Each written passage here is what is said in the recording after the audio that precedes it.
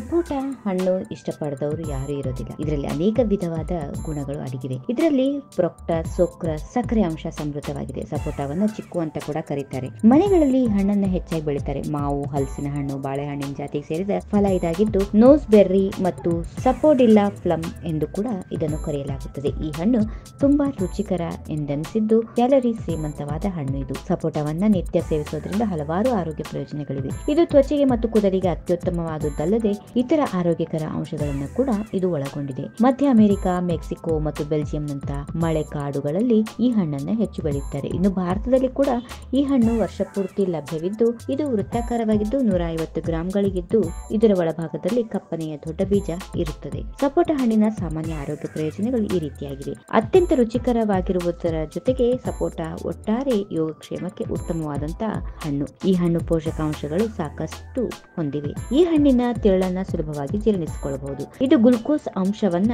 ಹೆಚ್ಚು ಪ್ರಮಾಣದಲ್ಲಿ ಹೊಂದಿದ್ದು ಆದ್ದರಿಂದ ಶಕ್ತಿಯನ್ನು ಒದಗಿಸುವ ಮೂಲಕ ದೇಹಕ್ಕೆ ಪುನಃ ತುಂಬಲು ಸಾಧ್ಯವಾಗುತ್ತದೆ. ಇದರ ಸಿಹಿಯ ಕಾರಣದಿಂದಾಗಿ ಸಪೋಟ ವಿವಿಧ ಬಗೆಯ ಆರೋಗ್ಯ ಪ್ರಯೋಜನಗಳನ್ನು ನೀಡುತ್ತದೆ. ವಿಟಮಿನ್ ಎ ದೊಂದಿಗೆ ಇದು ಯಥೇಚ್ಛಗೊಂಡಿರುವುದರಿಂದ ಆರೋಗ್ಯಕರ ಕಣ್ಣುಗಳನ್ನು ಉಳಿಸಿಕೊಳ್ಳಲು ಸಪೋಟವನ್ನ ಉತ್ತಮವೆಂದು ಪರಿಗಣಿಸಲಾಗುತ್ತದೆ. ವಿಟಮಿನ್ ಎ ಕೂಡ ವಯಸ್ಸಾದ ಸಮಯದಲ್ಲಿ ದೃಷ್ಟಿ ಸುಧಾರಿಸಬಹುದು ಎಂದು ಅಧ್ಯಯನಗಳು ತೋರಿಸಿವೆ. ಗ್ಲೂಕೋಸ್ ಸಮೃದ್ಧವಾಗಿರೋದ್ರಿಂದ ಸಪೋಟವನ್ನ ತಿನ್ನುವುದು ನಿಮಗೆ ತ್ವರಿತ ಶಕ್ತಿಯನ್ನು ನೀಡುತ್ತದೆ. ಕ್ರೀಡಾಪಟುಗಳು ಯಾವಾಗಲೂ ಈ ಹಣ್ಣನ್ನು ಹೆಚ್ಚು ತಿನ್ನುವಂತೆ ಶಿಫಾರಸು ಮಾಡಲಾಗುತ್ತದೆ. ಈ ಹಣ್ಣು ಟ್ಯಾನನ್ ಗಳನ್ನ ಹೆಚ್ಚಾಗಿ ಹೊಂದಿರುತ್ತದೆ. ಇದು ಉತ್ತಮ ವಿರೋಧಿ ಉರಿಯೂತದ ಪ್ರತಿನಿಧಿಯಾಗಿ ಕೆಲಸ ಮಾಡುತ್ತದೆ. ಇದು ಎಂಟೈಟಿಸ್, ಕೆರಳಿಸುವ ಕರುಳಿನ ಲಕ್ಷಣಗಳು, ಅನ್ನನಾಳದ ಉರಿಯೂತ ಮತ್ತು ಜಠರದ ಉರಿತ ಮೊದಲಾದ ಜೀರ್ಣಾಂಗ ಸಂಬಂಧಿತ ಕಾಯಿಲೆಗಳನ್ನು ತಡೆಯುತ್ತದೆ. ಇದು ಉರಿಯೂತವನ್ನ ಕಡಿಮೆ ಮಾಡುತ್ತದೆ. ನೋವು ಮತ್ತು ಊತ ಚಿಕಿತ್ಸೆಗೆ ಇದು ಪರಿಣಾಮಕಾರಿಯಾಗಿದೆ. ಸಪೋಟದಲ್ಲಿ ವಿಟಮಿನ್ ಎ ಮತ್ತು ಬಿ ಅಸ್ತಿತ್ವದಲ್ಲಿ ಇದ್ದು ದೇಹದಲ್ಲಿನ ಲೋಳೆಯ ಲೈನಿಂಗ್ ಮತ್ತು ತ್ವಚೆಯ ವಿನ್ಯಾಸವನ್ನ ಸರಿಯಾಗಿ ಇಟ್ಟುಕೊಳ್ಳಲು ಸಹಾಯ ಮಾಡುತ್ತದೆ. ಸಪೋಟವು ಉತ್ಕರ್ಷಣ ನಿರೋಧಕಗಳು, ಪೋಷಕಾಂಶಗಳು ಮತ್ತು ಆಹಾರದಲ್ಲಿ ಫೈಬರ್ಗಳು ಸಮೃದ್ಧವಾಗಿದ್ದು ಕ್ಯಾನ್ಸರ್ನಿಂದ ರಕ್ಷಣೆ ನೀಡುವ ಸಾಮರ್ಥ್ಯವನ್ನ ಇದು ಹೊಂದಿದೆ. ಕರುಳಿನ ಲೋಳೆಯ ಮೆಂಬ್ರೇನ್ ಅನ್ನು ರಕ್ಷಿಸುವ ಕಾರ್ಸಿನೋಜೆನ್ಗಳನ್ನ ಬಿಗಿಯಾಗಿ ಬಂಧಿಸಲಾಗುತ್ತದೆ. ವಿಟಮಿನ್ ಎ ಇರುವಿಕೆಯಿಂದ ಬಾಯಿಯ ಕುಹರ ಮತ್ತು ಶ್ವಾಸಕೋಶದ ಕ್ಯಾನ್ಸರ್ ತಡೆಯುತ್ತದೆ. ದೊಡ್ಡ ಪ್ರಮಾಣದಲ್ಲಿ ಇದರಲ್ಲಿ ಕ್ಯಾಲ್ಸಿಯಂ, ಕಬ್ಬಿಣ, ಫಾಸ್ಫರಸ್ ಇರುವಿಕೆಯು ಮೂಳೆಗಳನ್ನು ಪ್ರಬಲಗೊಳಿಸುತ್ತದೆ. ಸಪೋಟವು ಕಬ್ಬಿಣ, ಕ್ಯಾಲ್ಸಿಯಂ ಮತ್ತು ರಂಜಕದಿಂದ ಸಮೃದ್ಧವಾಗಿದೆ.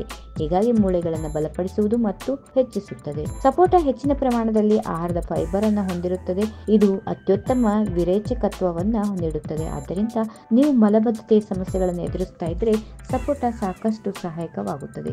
ಈ ಹಣ್ಣುಗಳು ಕೊಲೊನ್ಗಳ ಪೊರೆಯನ್ನ ಬೆಂಬಲಿಸುತ್ತವೆ, ಸೋಂಕಿನ ವಿರುದ್ಧ ನಿರೋಧಕವಾಗಿ ಕೆಲಸ ಮಾಡುತ್ತವೆ.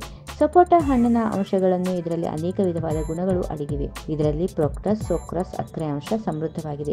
ಇನ್ನು ಮುಖ್ಯವಾಗಿ ರಕ್ತಹೀನತೆಯಿಂದ ಬಳಲುತ್ತಿರುವವರು ಸಪೋಟವನ್ನು ತಿನ್ನೋದ್ರಿಂದ ಉತ್ತಮ ಫಲಿತಾಂಶ ಪಡೆದುಕೊಳ್ಳಬಹುದು. ಸಪೋಟ ಹಣ್ಣನ್ನು ಹೆಚ್ಚಾಗಿ ಸೇವಿಸಿದರೆ ದೃಷ್ಟಿದೋಷಗಳು ಕೂಡ ದೂರವಾಗುತ್ತವೆ. ಪ್ರತಿದಿನ ಒಂದು ಸಪೋಟವನ್ನ ತಿಂತಾ ಬಂದ್ರೆ ರೋಗ ನಿರೋಧಕ ಶಕ್ತಿ ಹೆಚ್ಚಾಗೋದೇ ಅಲ್ಲದೆ ಶ್ವಾಸಕೋಶ ಸಂಬಂಧ ಸಮಸ್ಯೆಗಳು ಉಳಿಯುವುದಿಲ್ಲ. ಸಪೋಟದಲ್ಲಿ ರಕ್ತವೃದ್ಧಿ, ಪುಷ್ಟಿಯನ್ನು ನೀಡುವ ಅಂಶಗಳಿಲ್ಲದೆ ಎಷ್ಟೋ ಔಷಧೀಯ ಗುಣಗಳು ಕೂಡ ಅಡಗಿವೆ.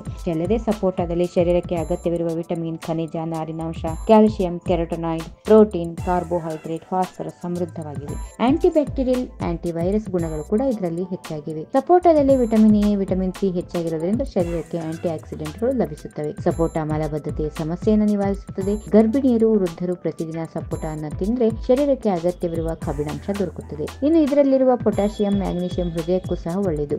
ಯಾವುದಕ್ಕೂ ಒಂದು ಮಿತಿ ಇರುತ್ತೆ. ಅತಿಯಾದ ಸೇವನೆ ಯಾವಾಗ್ಲೂ ಆರೋಗ್ಯಕ್ಕೆ ಒಳ್ಳೆಯದಲ್ಲ. ಈ ಹಣ್ಣನ್ನ ನಾವು ಪ್ರತಿನಿತ್ಯ ಸೇವಿಸಬೇಕಾದ್ರೆ ನಿಮಗೆ ಯಾವುದೇ ಸೈಡ್ ಎಫೆಕ್ಟ್ಸ್ ಆಗಬಾರ್ದು ಅಂದ್ರೆ ನಿಮ್ಮ ಫ್ಯಾಮಿಲಿ ವೈದ್ಯರನ್ನ ತಪ್ಪದೆ ಸಂಪರ್ಕಿಸಿದ ನಂತರ ಇದನ್ನ ಸೇವಿಸಲು ಪ್ರಯತ್ನಿಸಿ. If you like this video ಬೇಗ ಲೈಕ್ ಮಾಡಿ, ಕಾಮೆಂಟ್ ಮಾಡಿ, ಶೇರ್ ಮಾಡಿ ಹಾಗೂ ಯೋಯೋ ಟಿವಿ ಕನ್ನಡವನ್ನು ಸಬ್ಸ್ಕ್ರೈಬ್ ಮಾಡಿ.